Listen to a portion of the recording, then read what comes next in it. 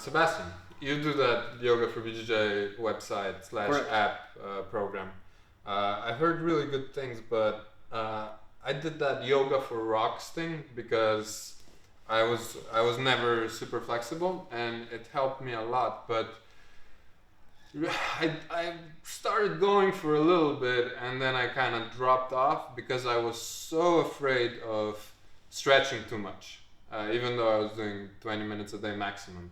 But is that a valid concern that I can stretch too much?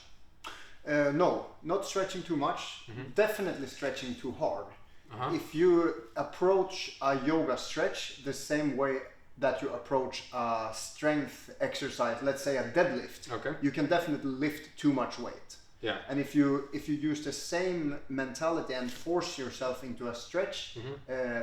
as if it was a strength exercise, then you can overstretch and strain a muscle. Yeah, I've definitely done that before. Yes, we all have, especially in jiu-jitsu where people force you into an aggressive stretch against your will.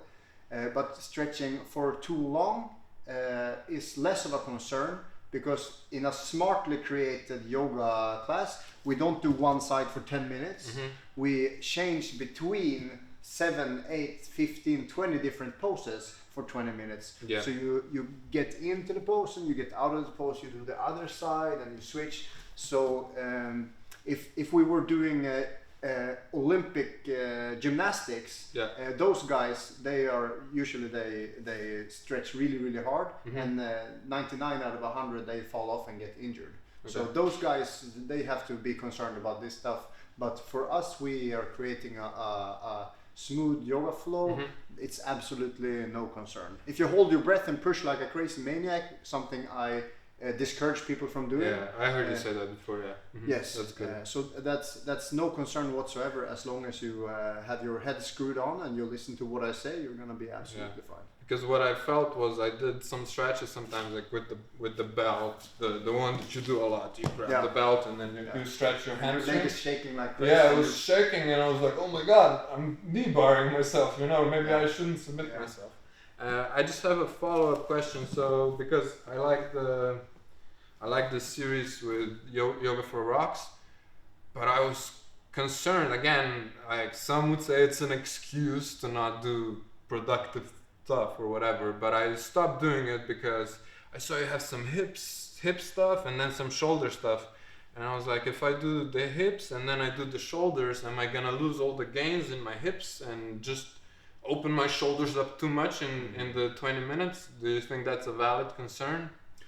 The hips and the shoulders are definitely not directly connected. Mm-hmm. So if you stretch a lot of shoulders, that doesn't affect your hips at all. So let's say you have neck, shoulder, back and legs. If you do 20 minutes on each, one is not going to affect the other. It's not like you're doing, if you're at the gym and you're lifting really heavy weights, then doing another strength thing, that's going to affect the next position. But yoga is not a maximum intensity activity, so it's very hard to overdo. And if you stretch your shoulders, if you do one Yoga for Rocks shoulder class, and you feel like, I feel good, but I can't do the shoulders anymore, then you can move on to another video and do the hips or the legs, and you can go on for an hour or even more if you have the time. Yep. And usually the reason this is a trick, this is a secret, but the reason I say that 5 to 10 minutes a day is enough, maybe it's not enough for the things that you imagine, but if you do 10 minutes, it will be very hard for you to stop after 10 minutes. So I try to trick you into doing 10 minutes, and then after 10 minutes, don't be afraid of doing it more, because it's not a crazy activity. It's a really smooth activity that the more you do it, the more you're gonna benefit. Sounds good. I like that. Awesome. Thank you.